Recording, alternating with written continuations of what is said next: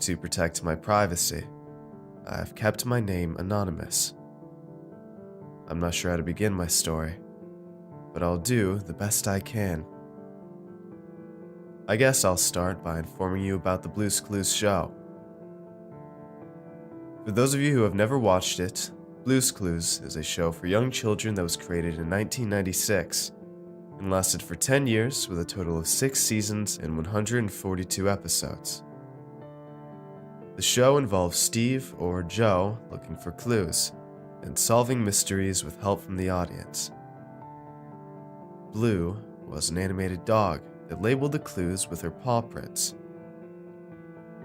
Blue's Clues was a hit with many little kids, including me. The idea was original, and the artwork was amazing. However, Steve Burns was the backbone of the show. Steve Burns was the actor who played Steve. He was more serious than Barney the dinosaur, but he loved kids and knew exactly how to make them happy. There was just something magical about his enthusiasm that made me want to watch more and more of his episodes. The saddest part of my childhood was when Steve left the show in 2002 and pursued a musical career. Steve was replaced by Donovan Patton, who was the actor for Joe, but it wasn't the same. I stopped watching Blue's Clues after Steve left. It just lost its magic. Joe was nothing like Steve. He was a total goofball, and my mother told me that Donovan Patton was acting too hard.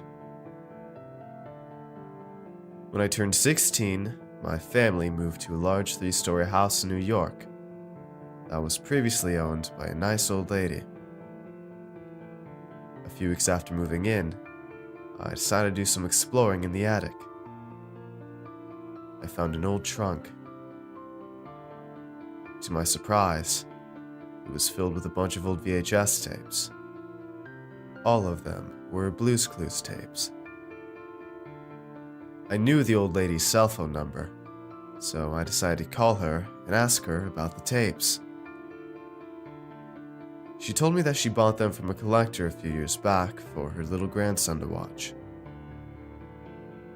After I thanked her and hung up, I emptied the trunk and checked the tapes. All of them had episodes that I had already watched, except for one. The one tape I found just had a regular sticker, not a factory sticker like the other tapes had. The title on the sticker was Blue's Clues Zorro.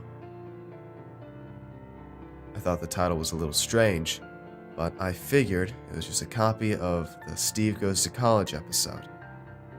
The one where Steve goes off to college and Joe takes his place. Because Steve said goodbye to all of his friends in that episode, I considered it to be very sorrowful indeed.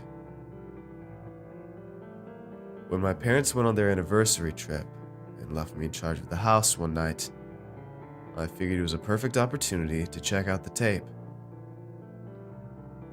Our TV has a VCR, and I have to admit, I felt a tingle of excitement when I placed the tape in the player. I was about to relive my childhood memories of watching Blue's Clues. I didn't care that I was too old to watch it. I knew for sure that I would enjoy it. At least, that's what I thought. The episode started off completely normal. The Blue's Clues book opened up, and Steve looked out the window of his little yellow house. "Hi out there. It's me, Steve.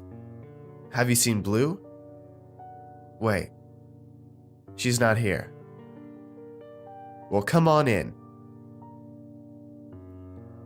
The front door opened, and Steve was in the living room, looking concerned. "I need to tell you something important.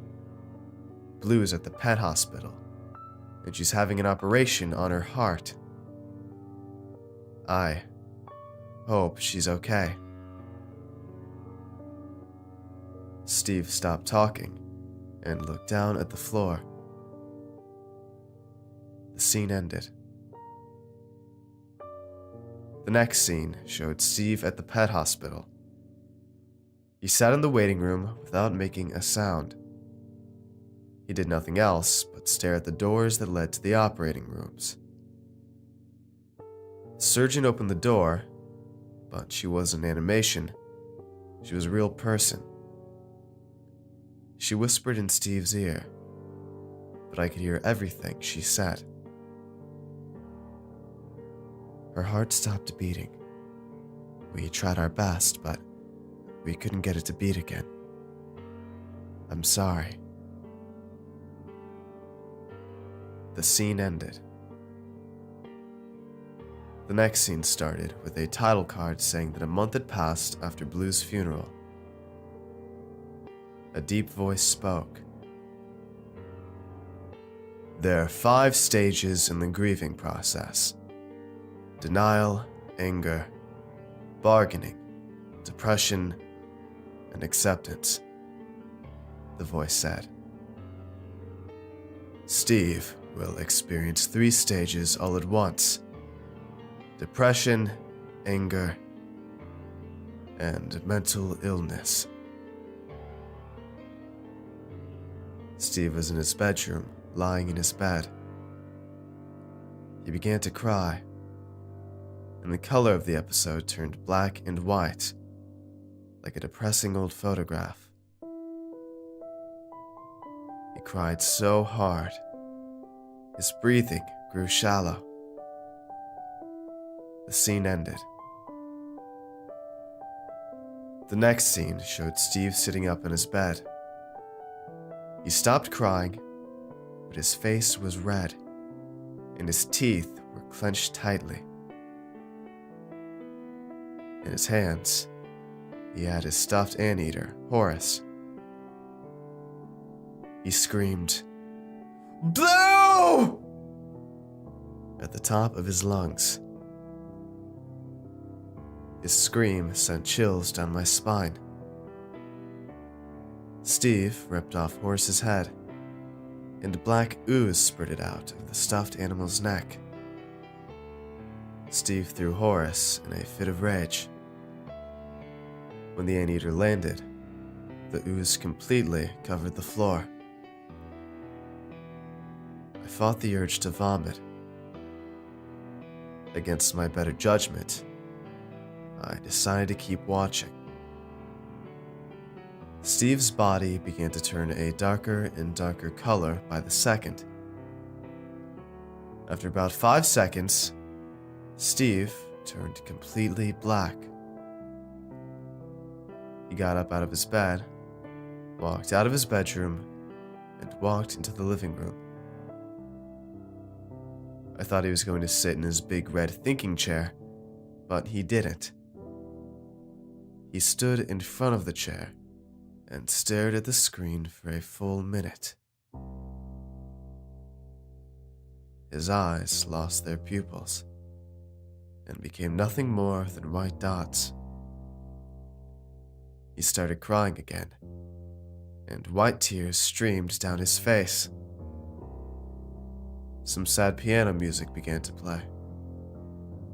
The music was so heartbreaking, I shed a few tears myself.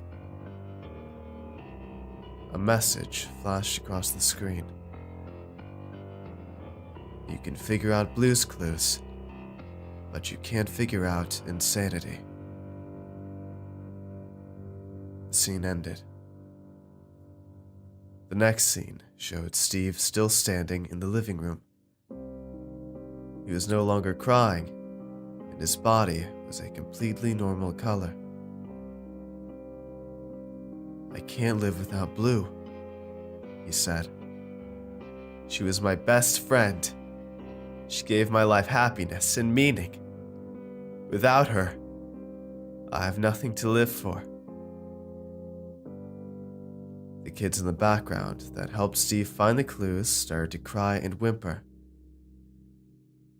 They shouted, "Please don't do it, Steve. We love you. We're your friends too." "I'm sorry," Steve said.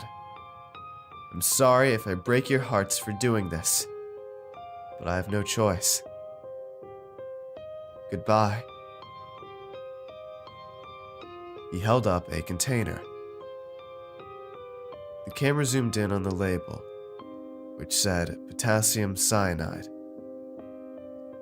Steve had a calm look on his face as he swallowed the contents of the container.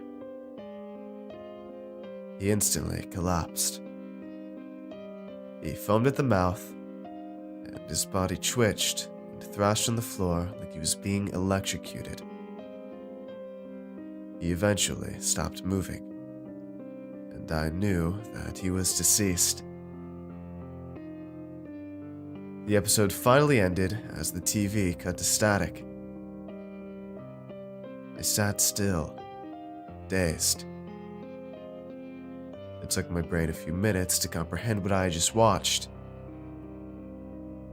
I made the decision then and there to play detective and find out where in the world this episode came from.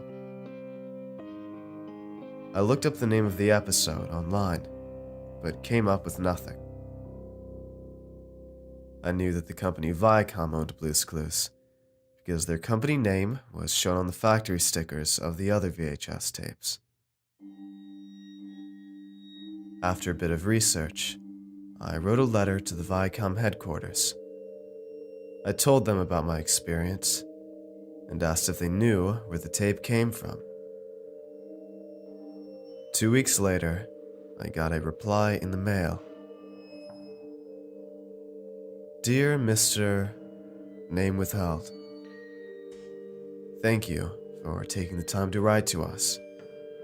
We were quite surprised by your story about the unaired episode of Blue's Clues that you discovered. We are grateful that you contacted us concerning it. We can personally assure you that Viacom Media Networks, as well as Viacom, claims no ownership or liability whatsoever regarding the episode. However, we still feel that an explanation is in order. Unfortunately, we are unable to provide details of the tape's creation, as we simply do not know how this happened. Back in 2002, we received a VHS tape in a package with no return address. The words Mr. Ted were written on the package. Along with the tape, there was a letter from Mr. Ted stating that he was the biggest fan of the Blue's Clues series and asked for our approval to air his fan-made creation on television. We were quite flattered that a fan would send us a fan-made episode for airing. However, when our editors viewed the episode for refinement, they were quite appalled by its nature. A few of the staff who viewed the episode unbelievably went into shock and had to be transported to the emergency room immediately. Due to the horrifying content, we had absolutely no plans to air this episode. We passed the tape to a private collector, but we were dismayed to discover that he had many copies made. We ask that you please do not release the contents of the tape or this letter to the public, as we do not want to upset the viewers who love and support our shows for young children. With warm regards, Michael D. Frickless, Executive Vice President, General Counsel, and Secretary. Questions bounced around inside my head, and they still do to this day. Who is Mr. Ted? How was he able to create this demonic episode? Is he even, well, human? Out of respect for Viacom, I'm afraid I cannot provide any footage.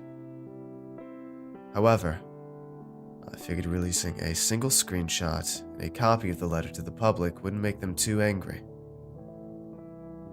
You're probably wondering, why are you telling me this? What's the point of this story? be honest, I just wanted to get it off my chest. I've kept it a secret for a little while, but I eventually felt the desire to tell someone, whether they believed me or not. A part of my brain told me to throw away the tape and the letter, but I have kept both in my closet to remind me that what I experienced was real. I now realize that some so-called fans of TV shows are not as normal as you might think they are.